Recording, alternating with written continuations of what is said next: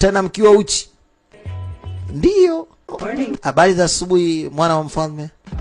Sio mbaya. Bwana nimependa jinsi mlivyo. Na mimi tumekuja hapo kukuogesha. Kunogesha mimi. Yaani kunogesha, na mimi yes. Yaani tutakuogesha kuanzia kwenye unyayo mpaka kichwani. Nyinyi wote watatu.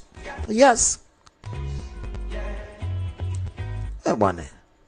Tena mkiwa uchi. Ndio. Yaani mnanogesha nikiwa uchi na nyinyi mkiwa uchi. Ngoja narudi. Mungu wangu. Mama.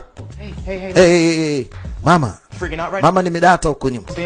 Yaani mama, watu wamekuja chumbani kwangu, watoto wa kike wako nusu uchi. Wanaambia eti wakaniogesha. Sasa nikwambie mtoto wangu. Hii ni nchi nyingine, ina utamaduni tofauti, ina desturi tofauti. Alafu isitoshe wewe ni prince, mwana wa mfalme. Sasa fuata hizo taratibu. Unawezaje kuitawala nchi kiulaini? Lazima ufuate hizo taratibu. Sawa mama, asante. Nenda kaoge. Kumbe mama naye pia alikuwa na kwake hapa chooni.